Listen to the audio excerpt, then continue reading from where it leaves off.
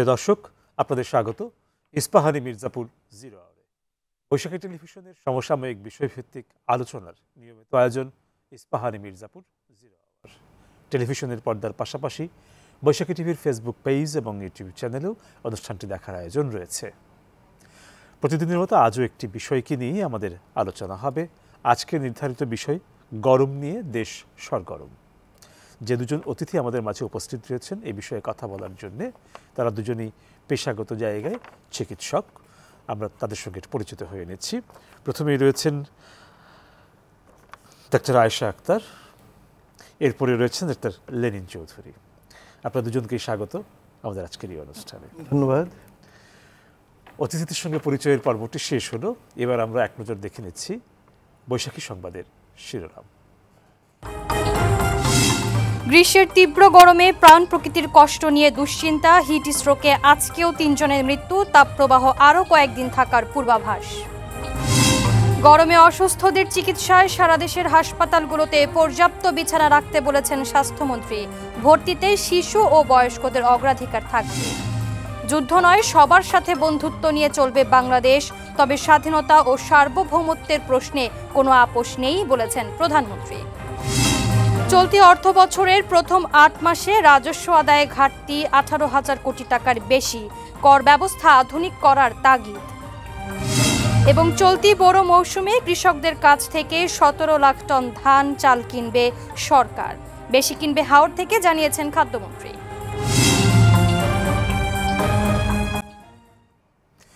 দেখছিলাম বৈশাখী সংবাদের শিরোনাম।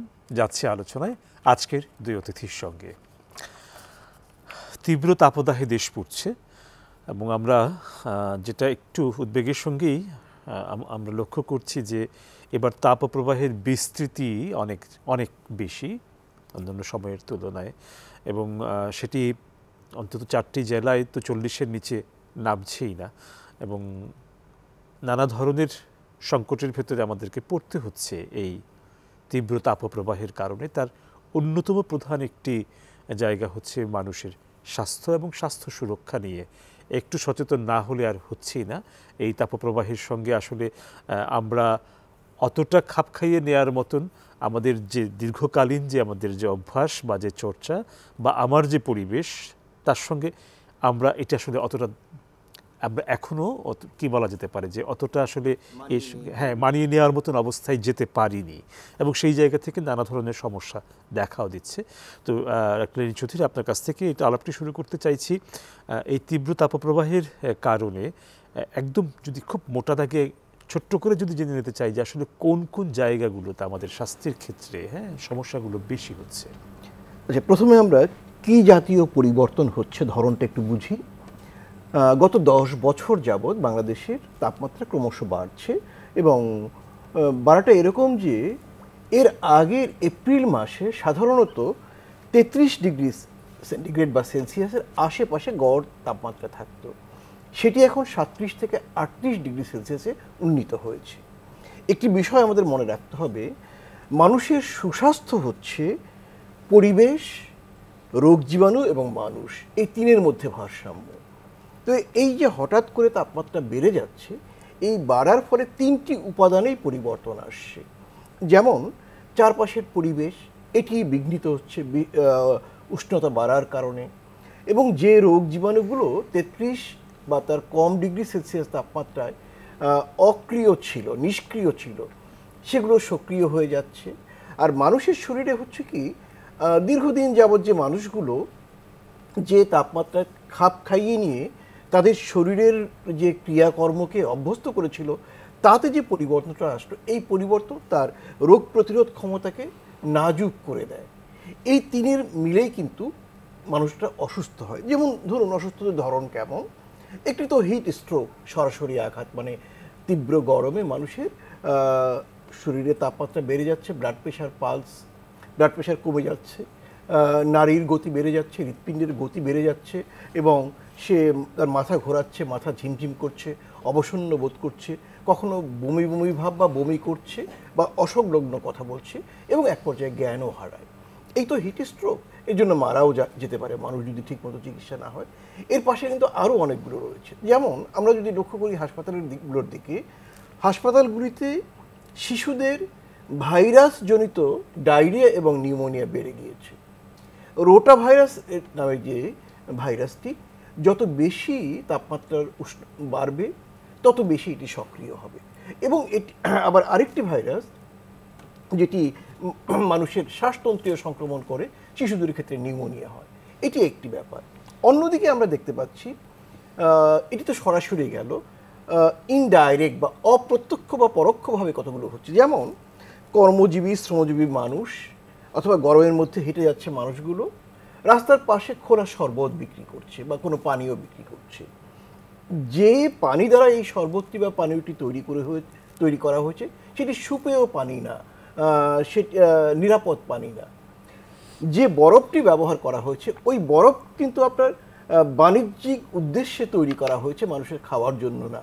এবং ওই যে পানিটা ব্যবহার করা হয়েছে বরফ তৈরিতে সেটিও নিরাপদ সুপেয় পানি না। এবং অধিকাংশ ক্ষেত্রে ওই শরবত বা পানীয়টিকে মিষ্টি করার জন্য চিনি বা গুড় কিন্তু মেশানো হয় না, ঘন চিনির মতো রাসায়নিক মেশানো হয়, যেটিও ক্ষতিকর। এই তিনটির যোগফলে কী দাঁড়াচ্ছে? যোগফলে দাঁড়াচ্ছে যে পানিবাহিত রোগগুলোর বিস্তার ঘটছে। আমরা দেখছি diarrhoea, dysentery, food poisoning, hepatitis, jaundice যেটাকে সাধারণ লোকে বলে, টাইফয়েড ইত্যাদি বেড়ে গেছে। অন্যদিকে আমরা দেখতে পাচ্ছি যে ভাইরাসজনিত কারণে বয়স্ক যে মানুষগুলো রয়েছে তাদের নিউমোনিয়াও কিন্তু বেড়ে যাচ্ছে। অন্যদিকে ডায়াবেটিস রোগী যারা, তারা এই গরমে অস্থির হয়ে নানা জাতীয় পানীয় এবং মিষ্টি পানীয় খেয়ে ফেলছে, কেউ কোকাকোলা বা এই জাতীয় ড্রিঙ্কস খেয়ে ফেলছে, এবং তাদের রক্তে আমরা সুগারের ভারসাম্যহীনতা লক্ষ্য করছি।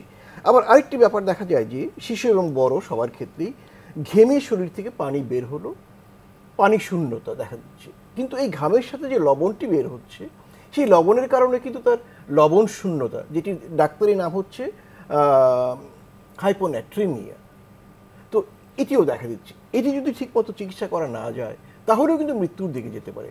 তার মানে হচ্ছে কি, প্রত্যক্ষ কারণ, পরোক্ষ কারণ, দূরবর্তী কারণ সবগুলো মিলেই কিন্তু মানুষের স্বাস্থ্য প্রভাবিত হচ্ছে।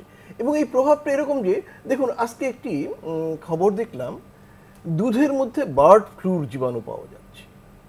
যে বার্ড ফ্লু তো এটি দুধে থাকার কথা না, তো কিন্তু বৈশ্বিক উষ্ণতা বাড়ার কারণে বার্ড ফ্লুর চরিত্রটা বদলে যাচ্ছে, দুধে যাচ্ছে। অন্যদিকে দেখুন, আজ থেকে 3 বছর বা 4 বছর বা 5 বছর আগেও যদি কারো ঠান্ডা জ্বর হতো, সেটি ফ্লুট আর কি, যদি ডাক্তার চিকিৎসা করতো সারতে সময় লাগতো 7 দিন।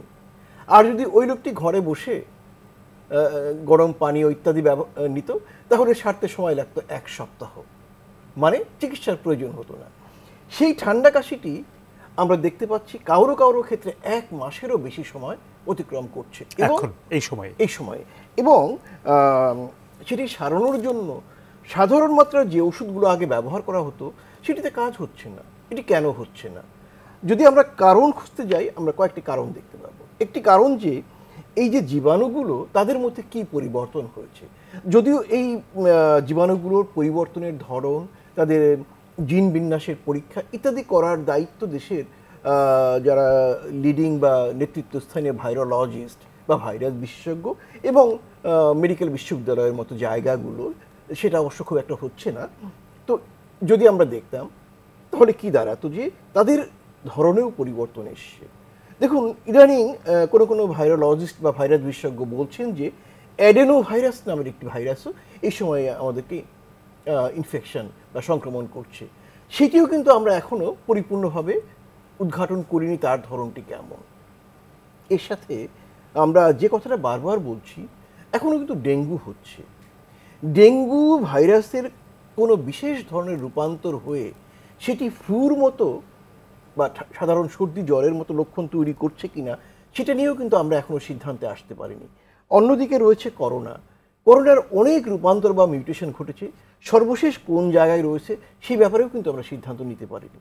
তার মানে এই যে বাংলাদেশের উষ্ণতা বৃদ্ধি, যেটি একই সাথে বৈশ্বিক উষ্ণতা বৃদ্ধির অংশ, এবং সাথে আমাদের দেশীয় কর্মকাণ্ড, অবিবেচকের মতো কর্মকাণ্ড আমরা যা করছি তারও যোগ কিন্তু রয়েছে। এর ফলে আমাদের পরিবেশের জীব জগতের ক্ষুদ্রতম যে প্রাণীগুলো, এককোষী ভাইরাস থেকে শুরু করে বহুকোষী প্রাণী, আমাদের যে উদ্ভিদ জগৎ তাতে যে পরিবর্তন এবং প্রকৃতি এবং পরিবেশের একটি অংশ হিসেবে মানুষের শরীরবৃত্তীয় কাজে যে পরিবর্তন, তার মধ্যে কি কি যোগ বিয়োগ ঘটেছে আমরা এখনো পুরোপুরি কিন্তু বুঝতে পারিনি।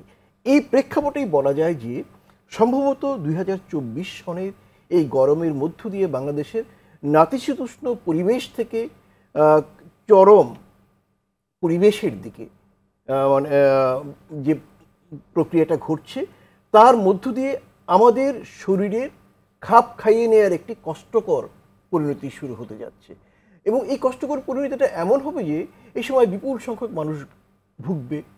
তাদের প্রতিরোধ ক্ষমতার যে পদ্ধতি, সেই পদ্ধতি এই জাতীয় বিপদের সাথে যুদ্ধ করার কৌশল এবং সামর্থ্য বাড়বে এবং তারপরে আমরা প্রতিরোধী হতে পারবো। ধন্যবাদ। তার আগ পর্যন্ত কিন্তু আমাদের ভুগতে হচ্ছে।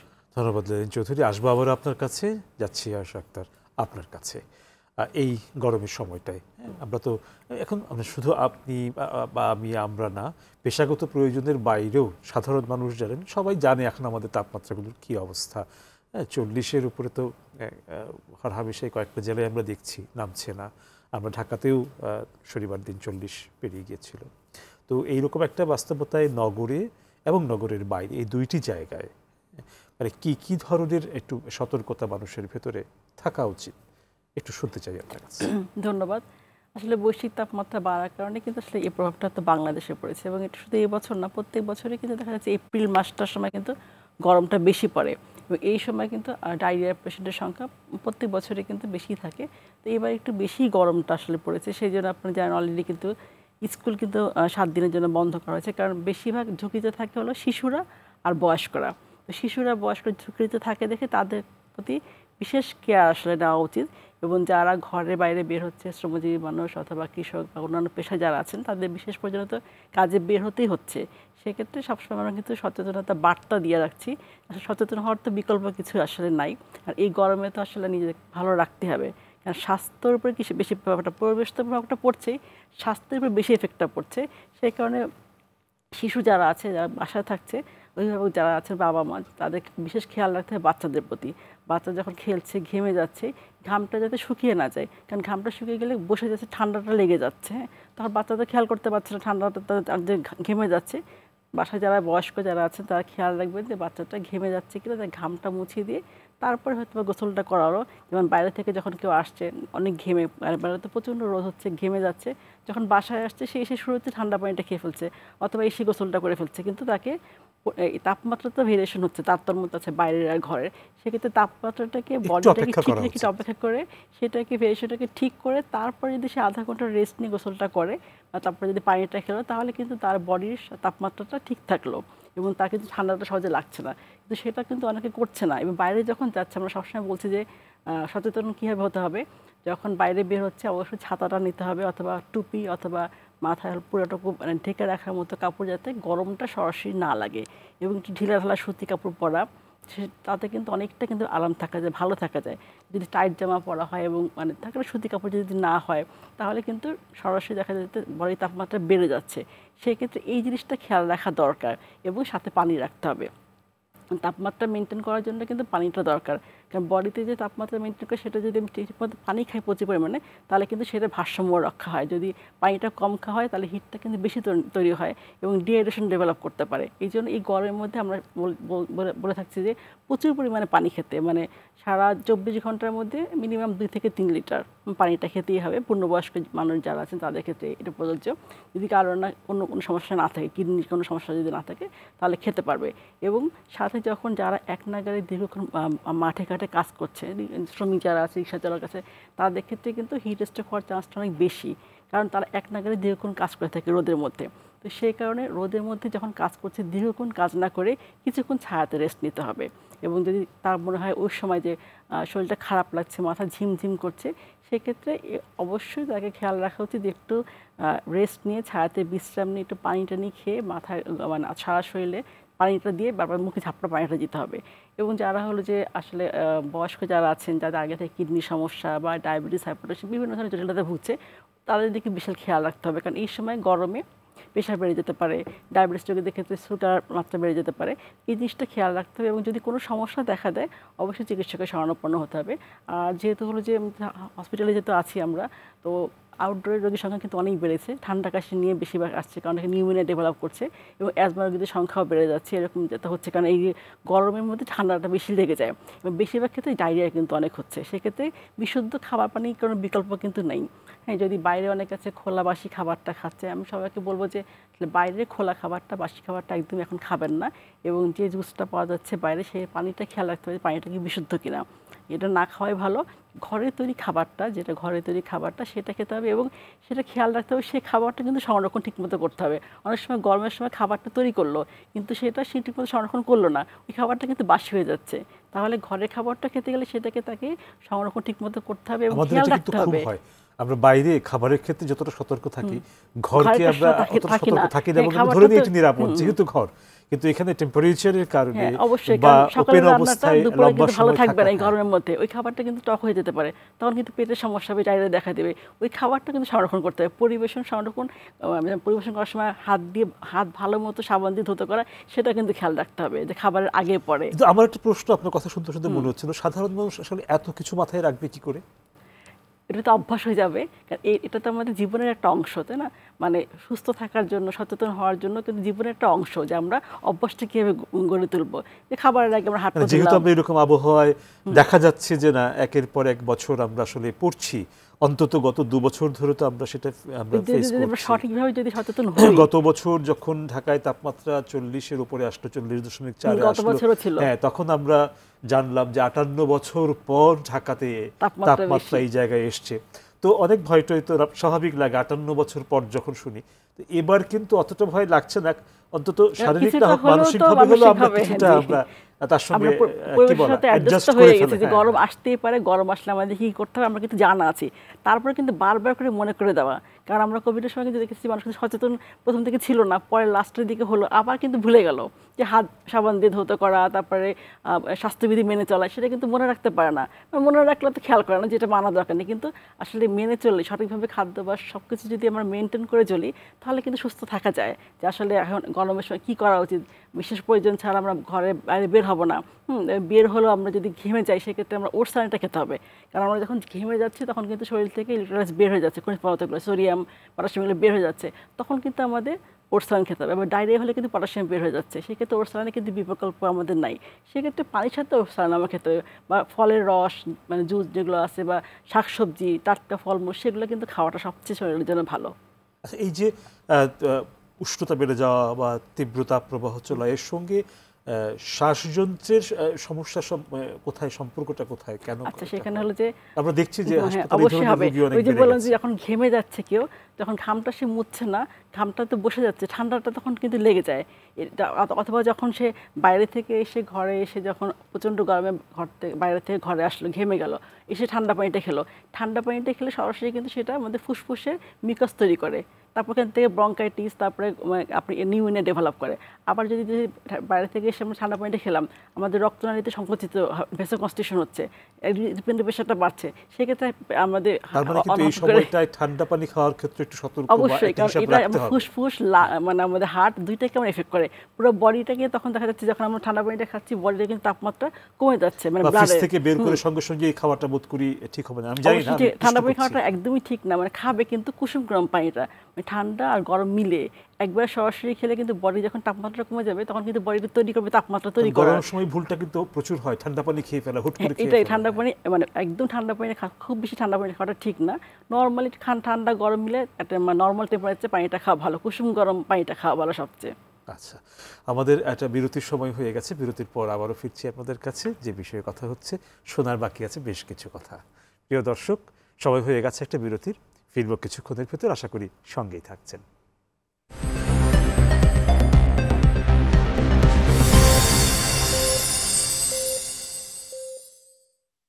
প্রিয় দর্শক, আপনাদের আবারও স্বাগত ইস্পাহানি মির্জাপুর জিরো আওয়ারে। ধন্যবাদ বিরতির সময়টুকু আমাদের সঙ্গে থাকার জন্য। কথা হচ্ছে আমাদের আজকের দুই অতিথির সঙ্গে, যাচ্ছি তাদের কাছেই। একতলারিন চৌধুরী, এবার আপনার কাছে আবার আসছি। আমরা তো আপনাদের কাছ থেকে বেশ কিছু বিষয় এরই ভিতর জেনে গেছি, কিন্তু এগুলো জানতে গিয়ে কয়েকটা বিষয় প্রশ্ন তৈরিও হয়েছে নতুন করে। যেমন আপনারা যা বলেছেন তার ভেতরে আমরা যখন রোদে বের হই, মানে আমরা যারা বিশেষজ্ঞ না স্বাস্থ্যের ক্ষেত্রে, তাদের জায়গা থেকে প্রশ্নটা, আমার তো শরীরের কিছু অংশ খোলা থাকে, ত্বক, আমার তো চোখটা রোদে কুঁচকে আসে, হ্যাঁ, তার মানে বাইরের তাপমাত্রা বেড়ে যাওয়ার সঙ্গে আমার ত্বকের অনুভূতির জায়গাগুলো, আমার চোখের যে কার্যকারিতার জায়গাগুলো তার পরিবর্তন হয়। এই ক্ষেত্রে আমাদের কি কি ধরনের ঝুঁকি থাকে, বা এই ক্ষেত্রে কি কি সতর্কতা দরকার থাকে, বা আদৌ থাকে কিনা? ধন্যবাদ। সম্ভবত এই তীব্র গরম বা তাপ প্রবাহের সময় যে বিষয়টি একেবারেই আলোচনায় আসে না, সেটি হচ্ছে তীব্র রোদে যে অতি বেগুনি রশ্মি অনেক বেশি থাকে। যেমন ধরুন, অতি বেগুনি রশ্মি বা আল্ট্রাভায়োলেট রে এর একটি পরিমাপ রয়েছে। এটি যখন 1 থেকে 2 মাত্রার থাকে এটি নিরাপদ, কিন্তু যখন 3 থেকে 4 মাত্রায় থাকে এটি মৃদু ক্ষতিকর। এটা যখন 5 থেকে 6 মাত্রায় থাকে মধ্যম ক্ষতিকর। 7 থেকে 9 যখন থাকে এটি বেশি ক্ষতিকর, কিন্তু 10 থেকে বা 10-এর বেশি যদি থাকে তীব্র ক্ষতিকর। আজকে দুপুরবেলা ঢাকার ইউভি রেস মানে অতি বেগুনি রশ্মির মাত্রা ছিল 11।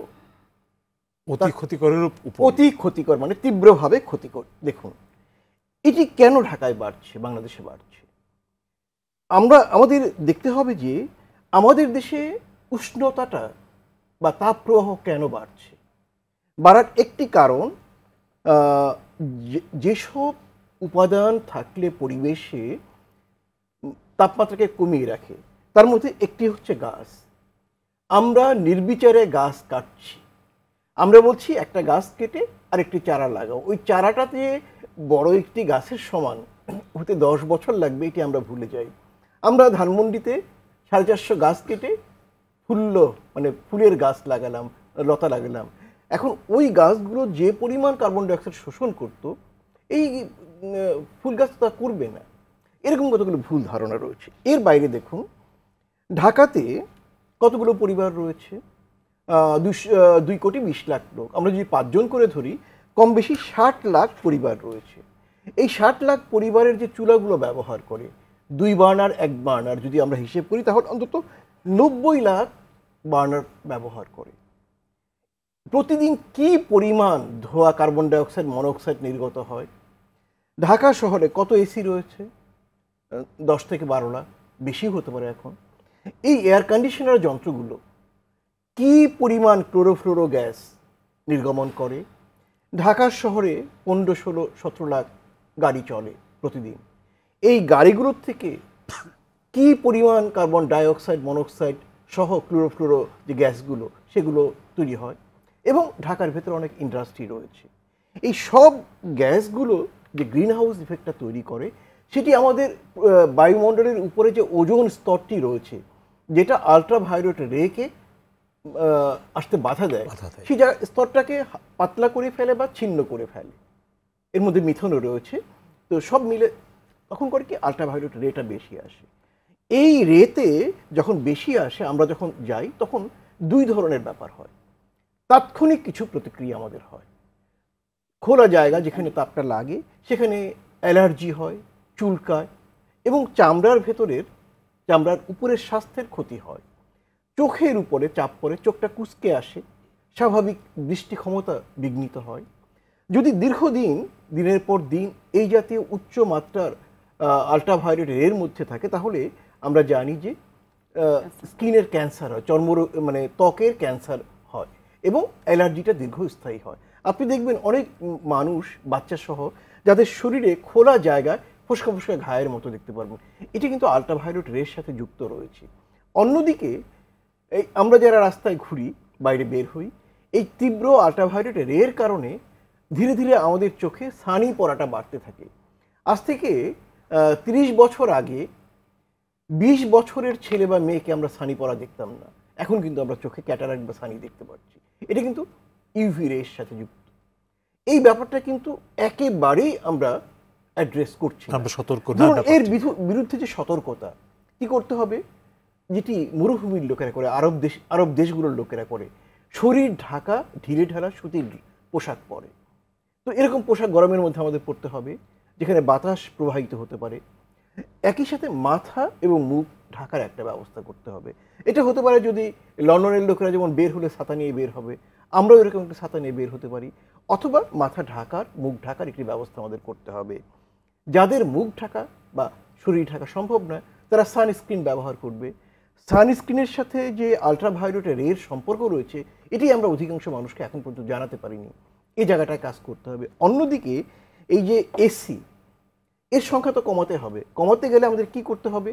কারণ আমরা জানি 150 ফুট বা 100 ফুট জায়গাকে শীতল করার জন্য 1 টনের একটা এসি যে পরিমাণ ক্ষতিকর গ্যাস বাইরের দিকে ছাড়ে তাতে কিন্তু তার 200 বা 300 স্কোয়ার ফিট জায়গা উত্তপ্ত হয়ে ওঠে। তাহলে আমাদের কি করতে হবে? আমরা এই যে গ্লাস টপ বিল্ডিং বলি, মানে কাঁচ ঘেরা যে বাড়ি, এটি তো শীত প্রধান দেশের জন্য, যেখানে সূর্যের আলো কম আসলে ভেতরটা উষ্ণ হয়ে উঠবে। আমাদের মতো উষ্ণ দেশের জন্য তো এটা না। তাহলে এই কনসেপ্ট থেকে আমাদের সরে আসতে হবে। অর্থাৎ এমন আমাদের দেয়ালটা করতে হবে যেটি তাপ নিরোধী হয়। নিশ্চয়ই আপনার মনে আছে একসময়, এখনও মধ্যপ্রাচ্যের দেশগুলোতে যে বাড়িঘর তৈরি করা হয় মানুষের থাকার জন্য, সেই দেয়ালগুলো এমন থাকে যে ইটের মাঝখানে কতগুলো ফাঁপা জায়গা রাখা হয় পাইপ দিয়ে। এটাকে বলে এয়ার ট্র্যাপ, মানে বাতাস আটকে থাকে। এই বাতাসটা তাপ নিরোধী হিসেবে কাজ করে, ফলে গরমের সময় গরম কম লাগে, শীতের সময় শীত কম লাগে। তাহলে বাংলাদেশে বাড়িঘর করতে গিয়ে সেরকম একটি ভাবনা আমাদের ভাবতে হবে। আমরা ব্লক ইটের কথা বলছি, তার মানে তো এই গরমের যে তীব্রতা, যেটা নিয়ে আমরা অন্তত বছরের 5 মাস আমাদেরকে ভাবতে হয়, ভুগতে হয় বলেই ভাবতে হয়, সেই জায়গা থেকে তো আমাদের একটা বড়সড় পরিবর্তনের একটা প্রয়োজন দেখতে পাচ্ছি। একটি শব্দ আপনাকে বলেছি যে নাতিশীত উষ্ণ জায়গা থেকে চরম ভাবাপন্ন পরিবেশের দিকে যাচ্ছি।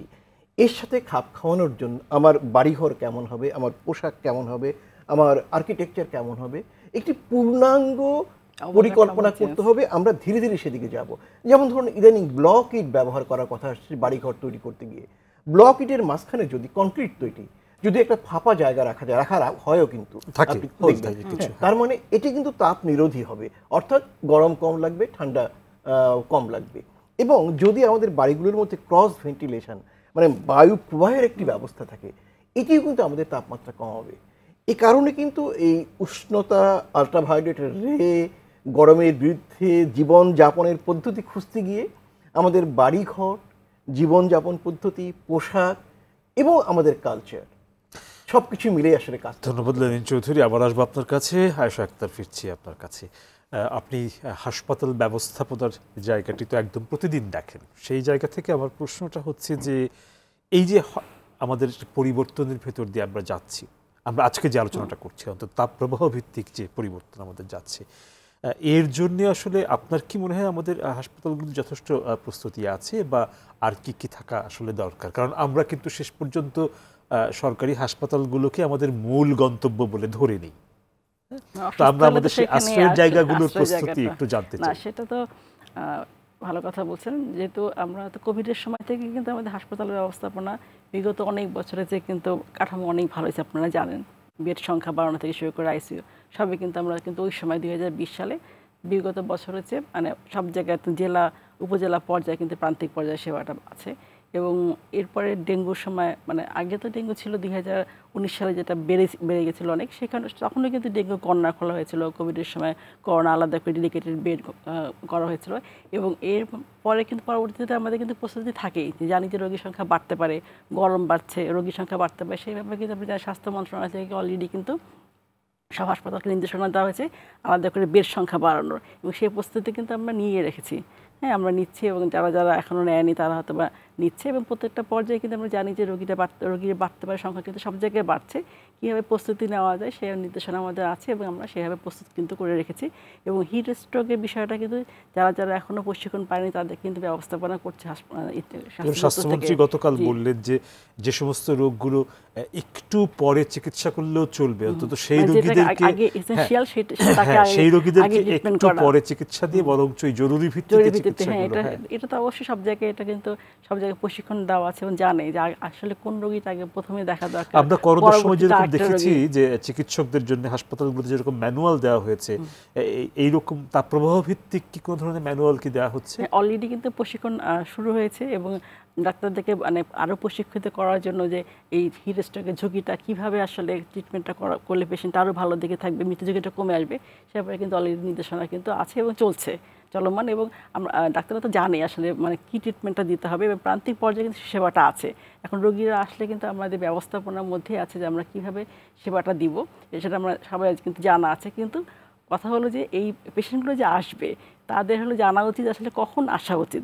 তারা এটা জরুরি, কারণ আপনার ডেঙ্গুর সময় দেখেছেন পেশেন্টরা কিন্তু একটু বুঝে না, কিন্তু যদি ধরনটা চেঞ্জ হচ্ছে, জ্বর থাকে না, হয়তো কাশি হয় অথবা ডায়রিয়া হচ্ছে, তারা কিন্তু বাসা চিকিৎসা নিচ্ছে, শেষ পর্যায়ে আসে, তখন ঝুঁকিটা অনেক বেশি থেকে মারাও যাচ্ছে। সেক্ষেত্রে বুঝতে হবে যে যারা অসুস্থ হয়ে পড়ছে তাদের হাসপাতালে আসা উচিত। ওষুধটা না খেয়ে, কোন ধরনের অসুস্থতা বোধ করলে আসা উচিত এই সময়? এখন তো ডেঙ্গুর সিজন, ডেঙ্গু কিন্তু আছে এবং কোভিডের পেশেন্ট কিছু কিছু আছে এবং সাথে তো ঠান্ডা কাশি ডায়রিয়া তো আছে।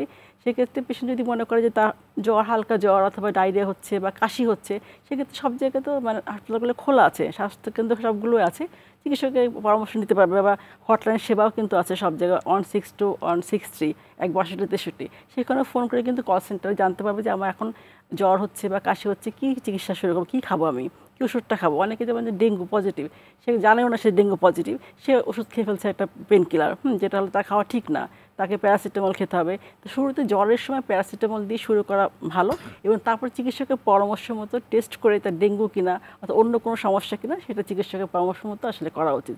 এবং সেক্ষেত্রে আমরা এখন বলছি যে যেহেতু গরম, বাইরে বেশি গরম, আপনারা ঘরে থাকবেন, ঘরে থাকলে আপনারা ওটস স্যালাইন বা পানিটা বেশি করে খাবেন। আর বাইরে বের হলে তাকে কী কী মেজারমেন্ট নিতে হবে সেটা তো আসলে আমরা বারবার করে সবাইকে মানে অ্যাওয়ার করছি যে কীভাবে সচেতন হওয়া যায়। আমাদের সাধারণ রোগীদের একটা ধারণা থাকে কি যে আমি যখন খুব বড়সড় সমস্যায় পড়বো তখনই যাব, তার আগে যাওয়াটা ঠিক হবে কি না।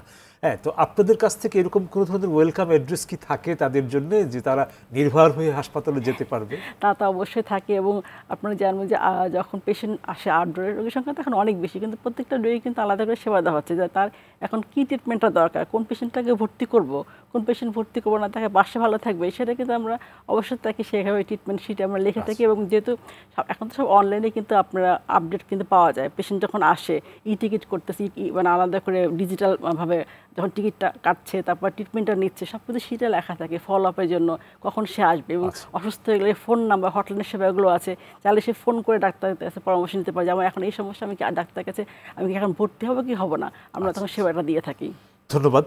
আবার একটা বিরতির সময় হয়ে গেছে, ফিরবো আবার আপনাদের কাছে বিরতির পর। প্রিয় দর্শক, সময় হয়ে গেছে একটা বিরতির, ফিরবো কিছুক্ষণের ভেতর, আশা করি সঙ্গেই থাকছেন।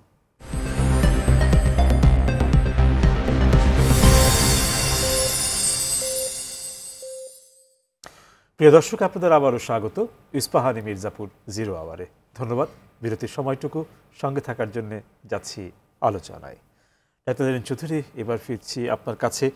আমাদের সাম্প্রতিক যে সমস্যাটি, মানে যে তাপ প্রবাহটি যেটি নিয়ে আমরা কথা বলছি, এর সঙ্গে তো আপনাদের কথাই উঠে এসছে পরিবেশের একটি খুব বড় সম্পর্কও আছে।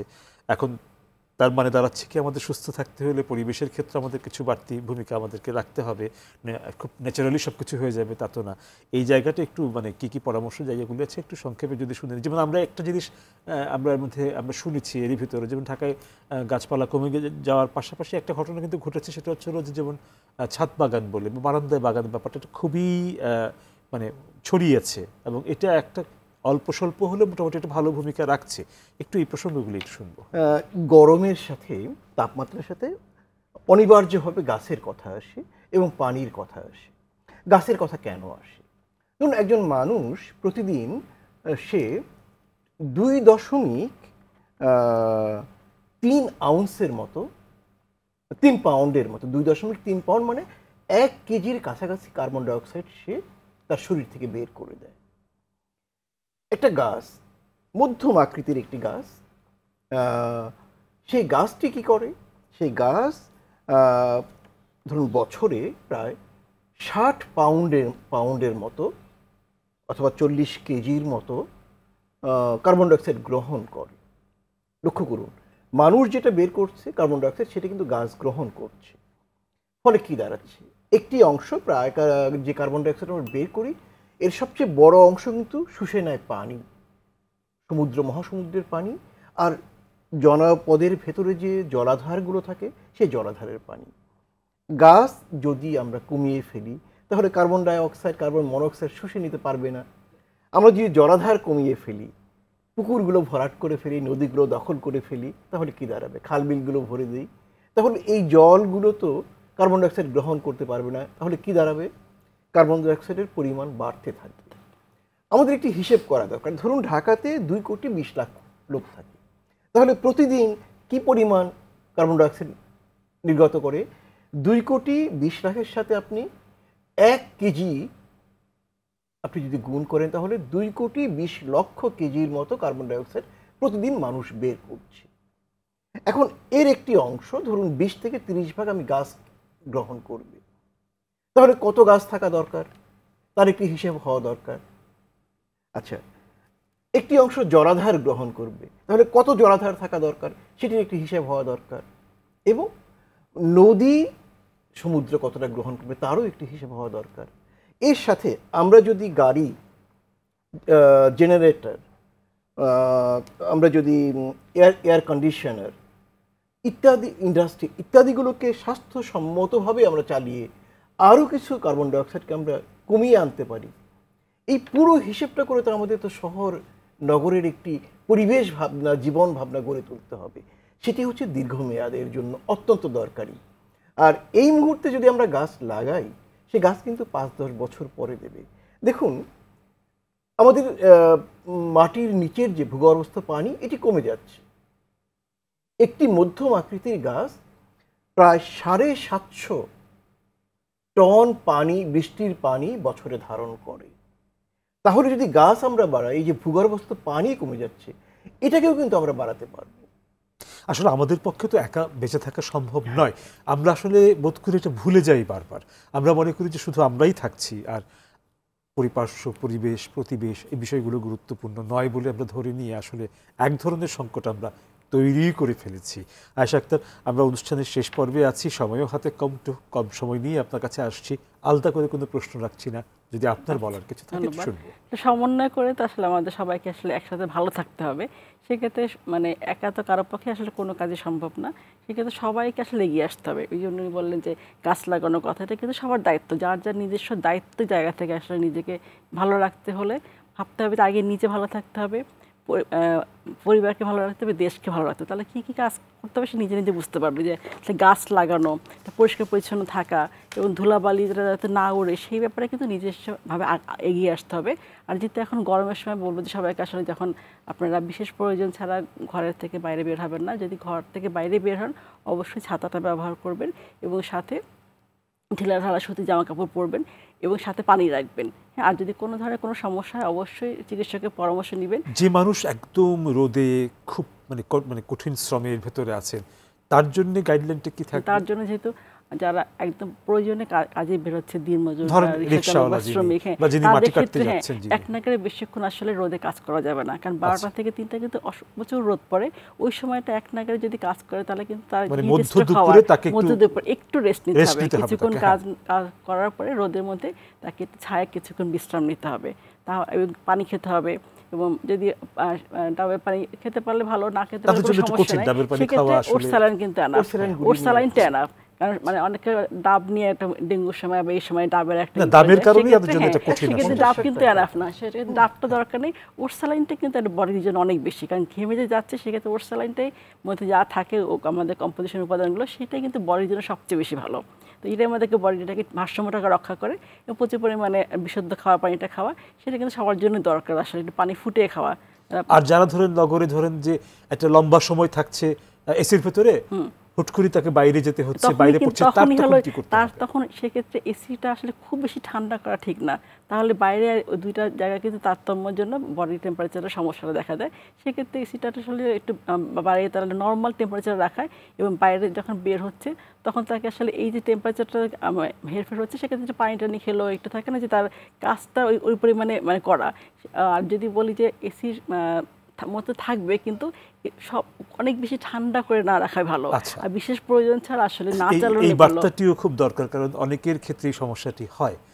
সেক্ষেত্রে এই যে একটি বার্তা যত আপনার কাছ আসলে থেকে কম পেলাম। ইলেকট্রিসিটি ব্যবহার করা যায়, যতটুকু আসলে মানে পরিবেশের সাথে খাপ খায় না, ততটুকু কিন্তু মানুষ ভালো থাকতে পারবে। ধন্যবাদ আপনাদের দুজনকে আজকে এই আলোচনায় উপস্থিত থাকার জন্য, এবং ধন্যবাদ পরামর্শগুলো যেগুলো দিলেন সেগুলোর জন্য। প্রিয় দর্শক, আমরা শুনছিলাম দুজন চিকিৎসকের কাছ থেকে এই প্রচণ্ড গরমের সময়, এই তীব্র তাপদাহের সময়ে আমাদের কোন কোন বিষয়ে সতর্ক থাকতে হবে, কোন পদক্ষেপগুলো আমাদেরকে নিতে হবে, কি করা যাবে কি করা যাবে না, সব কিছু মিলেই আশা করি আপনাদের কাজে লাগবে। সুস্থ থাকুন, সুন্দর থাকুন, ভালো থাকুন। কাল আবারও দেখা হবে অন্য কোনো বিষয়ে। ইস্পাহানি মির্জাপুর 0 আওয়ারে। সে পর্যন্ত সঙ্গেই থাকবেন। বিদায়।